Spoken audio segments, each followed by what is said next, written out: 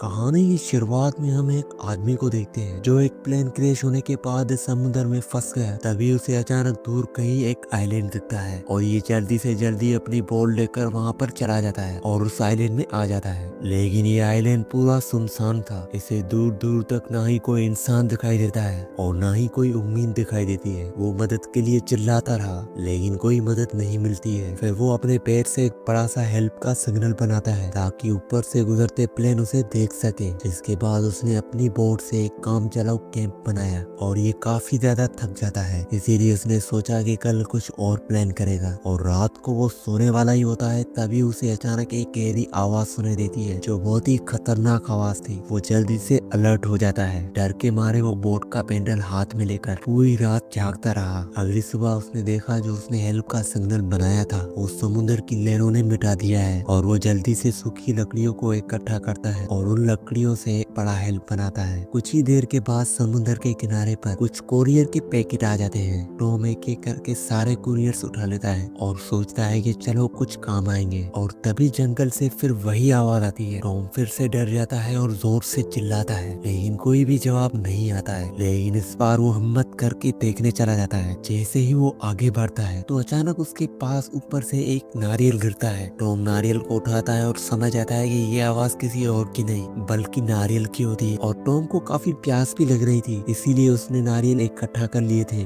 और उसने एक नारियल उठाया और बड़े पत्थर से तोड़ने की कोशिश करता है लेकिन नारियल नहीं टूटता है। तभी उसने एक पत्थर से नारियल को तोड़ना चाहा लेकिन नारियल की जगह पत्थर ही टूट जाता है। लेकिन पत्थर एक नोकीला हथियार बन जाता है जिसकी मदद से वो नारियल को काटने लगता है। आखिर में वो नारियल को तोड़ देता है लेकिन उसमें पानी बहुत कम निकलता है। लेकिन अब वो एक पत्थर की नोक से नारियल में छेद कर देता है। फिर उसने नारियल उठाकर बड़ी खुशी से पानी पिया। पानी पीने के बाद उसने अपने लिए एक बैग बनाया और एक लकड़ी लेकर कुछ खाने की तलाश करता है। वो सुबह से शाम तक सिर्फ खाने की ही तलाश करता है लेकिन उसे सुनसान आइलैंड में कुछ भी नहीं मिलता। आखिर में उसे एक और कुरियर पैकेट मिलता है, उसके अलावा उसे कुछ भी नहीं मिलता है। लास्ट में उसने देखा कि वो वही जगह आ गया है जहाँ से वो खाने की तलाश में निकला था। जिसके बाद उसने डिसाइड किया कि वो पहाड़ के सबसे ऊपर जाएगा। पानी में चलकर उसके पैर जख्मी हो जाते हैं और उसका पैर एक पत्थर से कट जाता है। और फिर वो अपनी पैंट को काट कर अपनी चोट में बांध लेता है और कुछ ही देर में वो आगे बढ़ने लगता है। 1 घंटे की चढ़ाई के बाद वो पहाड़ी के ऊपर पहुंच जाता है। उसने देखा कि चारों तरफ सिर्फ पानी ही पानी है। उसे दूर दूर तक कोई भी जमीन नहीं दिखाई दे रही थी और ये देखकर वो अंदर से टूट जाता है। और तभी उसने देखा कि समुद्र के किनारे पर एक आदमी तैरता हुआ दिखाई देता है और वो जल्दी से पहाड़ से नीचे उतरता है और उस आदमी की तरफ भागता है और देखता है कि वो प्लेन का पायलट था जिसकी मौत हो चुकी थी। इसके बाद वो पायलट को बीच पर लेकर आता है जिसके पास से एक टॉर्च मिलती है और टॉर्च अभी भी काम कर रही थी। जिसके बाद उसने उसके जूते उतारे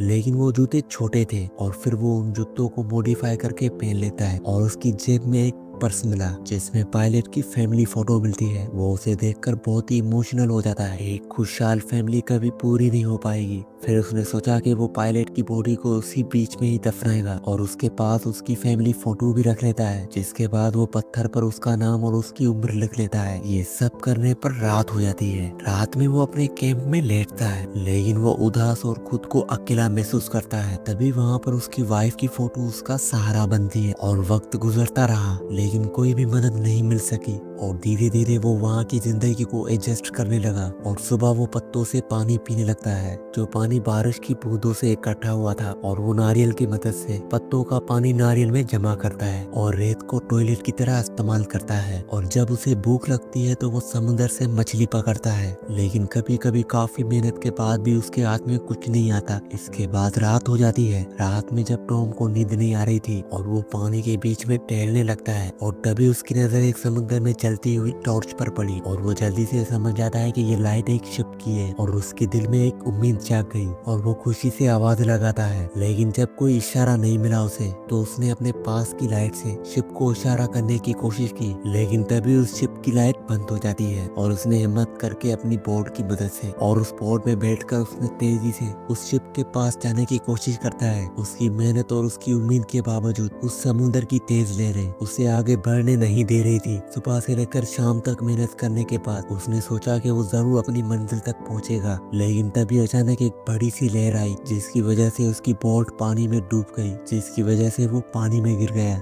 उसका पैर एक तेज पत्थर से कट गया और दर्द के मारे वो चिल्ला उठा और वापस आइलैंड की तरफ आ जाता है। जब तक वो किनारे की तरफ पहुंचा तभी एक तेज बारिश आ गई और इस बारिश ने उसकी परेशानियों को और बढ़ा दिया। बारिश से अपने कुरियर पैकेटों को बचाते हुए उसने पास की एक गुफा ढूंढी जहाँ पर वो रात गुजारता है और गुफा में उसे कुछ गंदा पानी मिला और उस पानी को उसने मजबूरी में पी लिया और थकान की वजह से वो वहीं सो गया। अगली सुबह उठने पर उसे एहसास हुआ कि उसकी लाइट बंद हो चुकी थी और उसका जख्म खराब हो चुका था और कुरियर की पैकेट खोलने पर उसे एक शूज और एक फुटबॉल और एक लोड ड्रेस मिली, जबकि बाकी पैकेट में बेकार चीजें थी। एक बॉक्स ने उसके दिल में उम्मीद जगाई जिसमें एक इंजेल का लोगो था, जिसे देखकर उसने खुद के लिए एक बिस्तर बनाया और पैरों के जख्म पर शूज प्लेट का इस्तेमाल किया। हिम्मत करके उसने लकड़ी और नारियल के सहारे जिंदा रहने के लिए कुछ चीजें बनाई। नारियल के छिलके से आग लगाने की कोशिश करता है और उसकी चूक से उसका हाथ कट गया। वो काफी अकेला हो चुका था और उसने एक फुटबॉल पर एक शक्ल बनाई, उसका नाम बिल्सन रखा और उसको अपना दोस्त बना दिया और फिर आग जलाने लगता है। काफी कोशिश के बाद थोड़ा धुआं निकलता दिखाई देता है। फिर उसने देखा कि हवा कम होने की वजह से आग बुझ रही थी और फिर उसने एक खंदा खोटा और लकड़ी की मदद से उसे घिसने लगता है और अपने मुंह से फूकने लगता है। आखिरकार वो कामयाब हो जाता है। ये देखकर वो काफी ज्यादा खुश हो जाता है। रात में उसने एक बड़ी आग जलाई ताकि उसे मदद मिल सके, लेकिन आहिस्ता आहिस्ता 4 साल के बाद उसे एक किनारे पर लोहे का टुकड़ा मिलता है। नई चीज देखकर वो बहुत खुश हो जाता है। उसने उस टुकड़े को बीच पर खड़ा किया और बिल्सन के साथ उसे देखने लगता है। तभी अचानक उसके दिमाग में एक आइडिया आता है। वो हल्का था और फोल्ड भी हो सकता था और टूटता भी नहीं था, एक परफेक्ट सेल बनने के लायक था और वो अपने आइडिया पर जल्दी से काम करने लगता है। उसने अपने पुराने शूज प्लेट को लकड़ी से बांधकर एक कुल्हाड़ी बनाई और उन पेड़ों को काट देता है। फिर उसने रस्सी बनाने के लिए पेड़ों की छिलकों का इस्तेमाल किया और बिना खाई पिए दिन रात रस्सी बनाने में लगा देता है। उसने सोचा कि अभी नहीं गया तो फिर कभी नहीं जा पाएगा। कुछ दिनों के बाद उसने एक क्राफ्ट बना लिया जिसमें लोगों वाला बॉक्स रखा और बिल्सन को बांध देता है और तेज हवा वाले दिन सेल को पानी में छोड़ दिया, जिसके बाद वो राफ्ट चलाता है। एक एक लहर को वो समझदारी से पार करता है।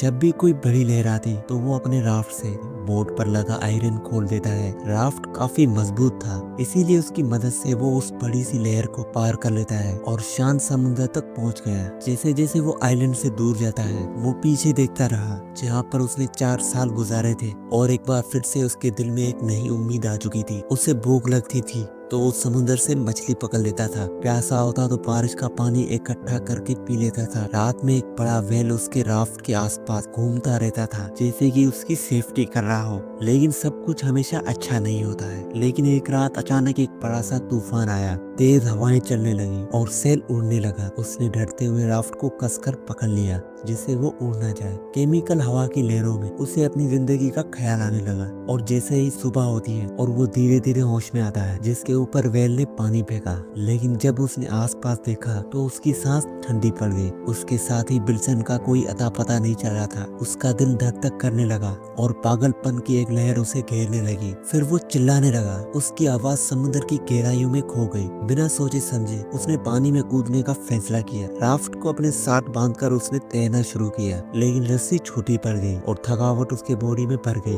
वो बेबसी से दूर जाते हुए बिल्सन को देख रहा होता है। एक पल के लिए उसे लगा कि उसने सब कुछ खो दिया है। उसके दिल में एक उम्मीद धीरे धीरे निकलती रही और हार मानकर वो राफ्ट पर लेट गया। समुद्र की लहरें मानो उसे बहाकर ले जा रही होती है। ये उसके लिए एक बहुत बड़ा इम्तिहान था, लेकिन अब भी उसकी उम्मीद जागती रही और वो बस तैरता रहा। लेकिन अचानक एक बड़ा सा एक समुद्री जहाज उसके पास से गुजरा और उसने अपना हाथ ऊपर उठाया, मदद के लिए पुकारा और जहाज के लोगों की नजर उस पर पड़ी और जल्दी से मदद के लिए उसे अपने पास ले आए। उसके अंदर एक नई उम्मीद जगी। वो बच निकला। लेकिन जब वो अपने शहर में लौटा तो वहाँ की सच्चाई देखकर वो काफी हैरान हो गया। उसकी वाइफ ने किसी और से शादी कर ली थी और उनके पास एक बच्चा भी था। ये सब सुनकर वो काफी ज्यादा उदास हो जाता है और उसके बाद इस कहानी का एंड हो जाता है। अगर ये कहानी आप दोस्तों को अच्छी लगी हो तो प्लीज मेरे चैनल को सब्सक्राइब और वीडियो को लाइक जरूर कर देना। तो मिलते हैं किसी नई वीडियो में।